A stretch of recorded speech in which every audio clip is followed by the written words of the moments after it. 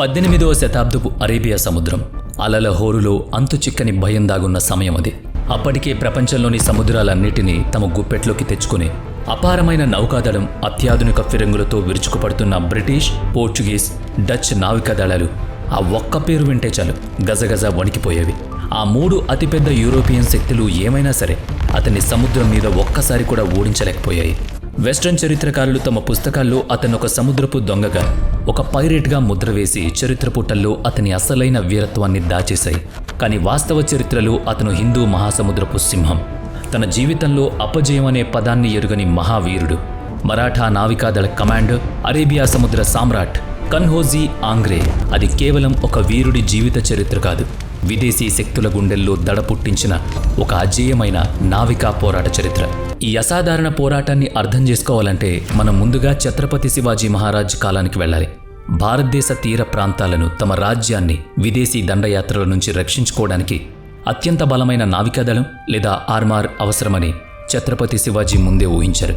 సముద్రం ఎవరి గుప్పెట్లో ఉంటే తీరం వారి సొంతం అనే గొప్ప దార్శనికతతో ఆయన మరాఠా నావికాదళానికి పునాదులు వేశారు.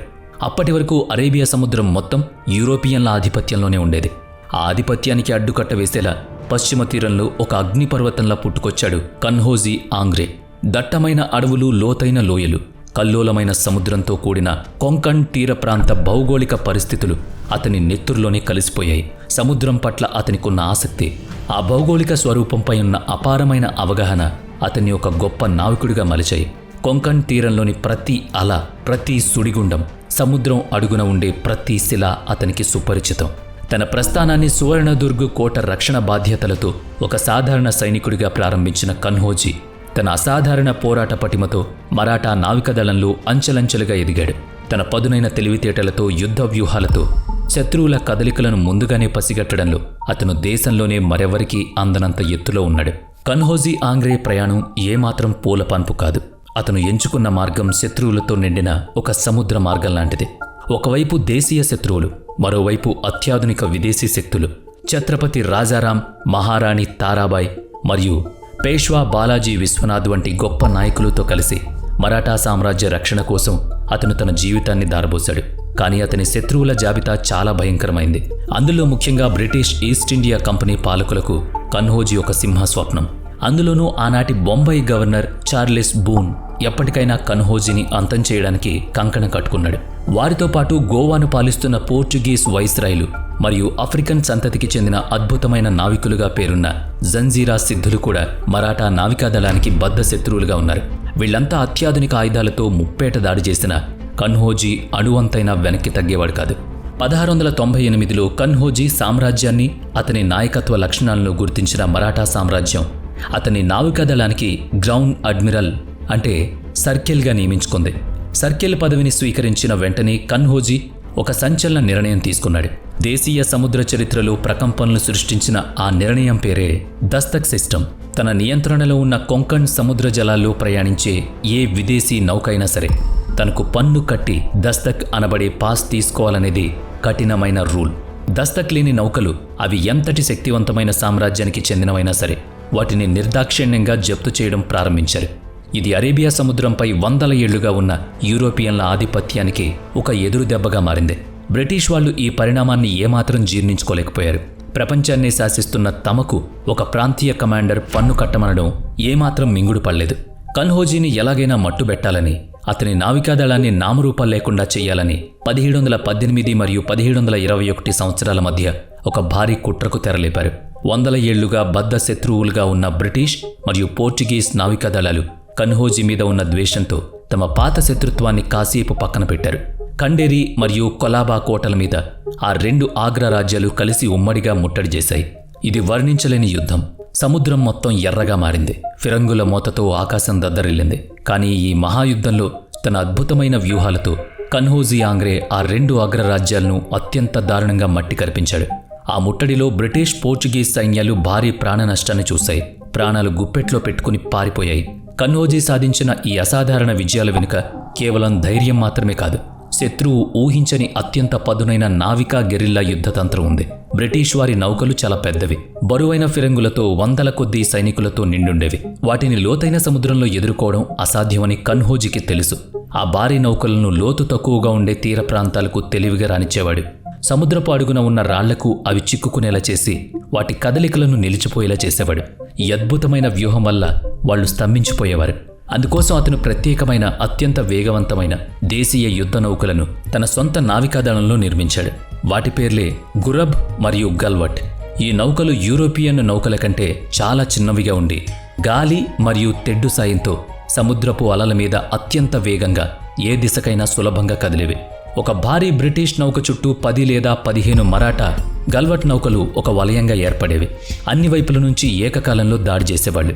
దీంతో శత్రువులు తేరుకునే లోపే అవకాశం చేజారిపోయేది. దీనికి తోడు విజయదుర్గ్, సువర్ణదుర్గ్ లాంటి అభేద్యమైన జలమార్గాల నెట్వర్క్ కన్హోజీ నావికాదళ బలాన్ని 100 రెట్లు పెంచేశాయి. సముద్రం మధ్యలో కఠినమైన రాతి గోడలతో నిర్మించిన ఈ కోటలు శత్రువుల భారీ పిరంగి దాడులను సైతం అలవోకగా తట్టుకుని నిలబడేవి. ఈ కోటలు కన్హోజీ నౌకలకు సురక్షితమైన స్థావరాలు. ఆయుధాలు. యూరోపియన్ చరిత్రకారులు తమ పుస్తకాల్లో ఉద్దేశపూర్వకంగానే కన్హోజీని ఒక సాధారణ పైరేట్గా రాశారు.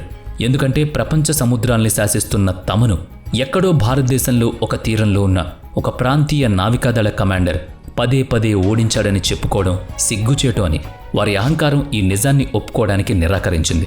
ఇది పూర్తిగా వెస్ట్రన్ ప్రోపగాండగా మాత్రమే. కన్హోజీ ఆంగ్రే ఎప్పుడూ ఒక పైరేట్ కాదు.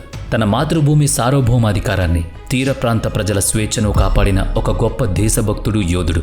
చరిత్రలో అంతగా తెలియని మరొక ఆశ్చర్యకరమైన వాస్తవం ఏంటంటే కన్హోజీ ఏర్పాటు చేసిన అత్యంత పకడ్బందీ గూఢచర్య నెట్వర్క్. ఆనాటి బొంబాయి పోర్ట్ నుంచి ఏ బ్రిటిష్ నౌక ఎంత సరుకుతో, ఏ ఆయుధాలతో, ఏ దిశలో, ఏ సమయానికి వెళుతుందో అతనికి తెలుసు. ఆ నౌక సముద్రంలోకి అడుగు పెట్టకముందే కన్హోజీకి ఖచ్చితమైన సమాచారం చేరేది.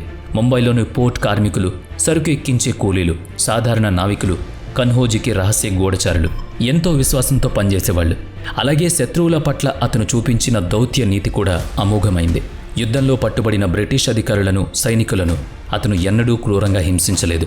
దానికి బదులుగా వారిని డిప్లొమాటిక్ బేరసారాలకు అత్యంత తెలివిగా వాడుకునేవాడు. భారీ మొత్తంలో పరిహారం రికవరీ చేయడానికో లేదా తమ మరాఠా సామ్రాజ్యానికి అనుకూలమైన గొప్ప గొప్ప వ్యూహాలు రచించడానికి వాళ్ళని వాడుకునేవాడు. బయట సముద్రం మీద విదేశీ శత్రువులతో నిరంతరం పోరాడుతూనే కన్హోజీ తన సొంత సామ్రాజ్యంలో నెలకొన్న అంతర్గత రాజకీయాలను కూడా అత్యంత సమర్థవంతంగా ఎదుర్కోవాల్సి వచ్చింది. ఛత్రపతి మహారాజ్ మరియు మహారాణి తారాబాయి మధ్య మరాఠా సివిల్ వార్ అనబడే అంతర్యుద్ధం జరిగినప్పుడు ఈ రెండు వర్గాల మధ్య ఆధిపత్య పోరులో కన్హోజీ పరిస్థితి కొంత సంకటంలో పడింది. నావికాదళం విడిపోతే అది విదేశీయులకు లాభసాటిగా మారుతుంది. ఇది అతను గ్రహించాడు. తొలుత తారాబాయికి మద్దతుగా నిలిచినప్పటికీ మరాఠా సామ్రాజ్యం ఎట్టి పరిస్థితుల్లోనూ విడిపోకూడదనే ఏకైక ఉద్దేశంతో 1714వ సంవత్సరంలో పేష్వా బాలాజీ విశ్వనాథ్తో అతను ఒక చారిత్రాత్మక ఒప్పందం చేసుకున్నాడు. చరిత్రలో దీన్నే లోనావాలా ఒప్పందం అంటారు. ఈ అత్యంత కీలకమైన దౌత్యపరమైన అడుగులు మరాఠా సామ్రాజ్యం విచ్ఛిన్నం కాకుండా ఆపడమే కాకుండా తన నావికాదళ బలాన్ని, స్వయం ప్రతిపత్తిని అతను మరింత సుస్థిరం చేశాడు. భారతదేశ చరిత్రపై, ముఖ్యంగా ఆధునిక సముద్ర పోరాటాల చరిత్రపై కన్హోజీ ఆంగ్రే చూపిన ప్రభావం అనూహ్యమైంది, అసాధారణమైంది. ప్లాసీ యుద్ధం లాంటి విజయాల ద్వారా తూర్పు భారతదేశంలో బెంగాల్ను చాలా తెలివిగా ఆక్రమించి పటిష్టమైన బ్రిటిష్ ఈస్ట్ ఇండియా కంపెనీ భారతదేశ పశ్చిమ తీరాన్ని ఆక్రమించడానికి మాత్రం దాదాపు సగం శతాబ్దం పాటు నిరీక్షించాల్సి వచ్చింది. బ్రిటిష్ వారి విస్తరణకు అడ్డుకట్ట వేసిన ఆ ఏకైక అదృశ్య గోడ పేరు కన్హోజీ ఆంగ్రే.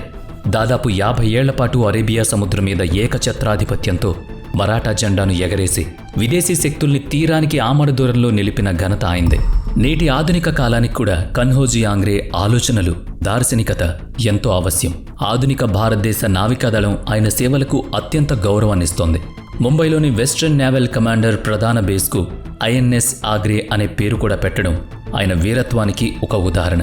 నేడు ప్రపంచ దేశాలు అత్యంత ప్రాధాన్యత ఇస్తూ మాట్లాడుకుంటున్న సముద్ర భద్రత అంటే మ్యారిటైమ్ సెక్యూరిటీ మరియు డిఫెన్స్ రంగాల్లో మేక్ ఇన్ ఇండియా అనే స్వదేశీ నౌకల నిర్మాణ ఆవశ్యకతను కన్హోజీ 100 ఏళ్ల క్రితమే నిరూపించి చూపించాడు. 1729వ సంవత్సరంలో కన్హోజీ ఇలా ఎన్నో ఘనతలు సాధించిన అతను 1729వ సంవత్సరంలో కన్నుమూశారు. తర్వాత అరేబియా సముద్రం తన అసలైన రాక్షసుడిని, కిరీటం లేని రాజును కోల్పోయింది. ఆయన లేని లోటును భర్తీ చేసే నాయకుడు, నావికుడు మళ్లీ పుట్టలేదు. కన్హోజీ మరణం తర్వాత వచ్చిన నాయకుల్లో దూరదృష్టి లోపించింది. అంతర్గత కుమ్ములాటలు పెరగడం, మరాఠా పేష్వాలు నావికాదళం కంటే భూభాగ విస్తరణపైనే ఎక్కువ దృష్టి పెట్టడం వల్ల అజేయమైన మరాఠా నావికాదళం క్రమంగా పతనమైంది. ఆ బలహీనతను ఆసరాగా చేసుకుని చివరకు బ్రిటిష్ వాళ్లు పశ్చిమ తీరాన్ని తమ గుప్పెట్లోకి తీసుకున్నారు. కానీ ఈ అద్భుతమైన చరిత్ర చివర్లో ప్రతి భారతీయుణ్ణి ఒక బలమైన ప్రశ్న వెంటాడుతూనే ఉంటుంది. ఒకవేళ కన్హోజీ ఆంగ్రే చూపిన సముద్ర ఆధిపత్య దార్శనికతను తర్వాత వచ్చిన వాళ్లు కూడా కొనసాగించుంటే బహుశా భారతదేశ తీర ప్రాంతం సురక్షితంగా ఉండేదేమో. దానివల్ల ఈనాడు భారతదేశం దేదీప్యమానంగా ఉండేదేమో. ఒక్కసారి ఆలోచించండి, అలాగే కామెంట్ చేయండి. వీడియో నచ్చితే లైక్ చేయండి, షేర్ చేయండి. ఇప్పటివరకు మన ఛానల్ని సబ్స్క్రైబ్ చేయనట్లయితే ఇప్పుడే సబ్స్క్రైబ్ చేసుకుని పక్కనే ఉన్న బెల్ ఐకాన్పై క్లిక్ చేయండి. నెక్స్ట్ వీడియోలో మళ్ళీ కలుద్దాం. Thanks for watching.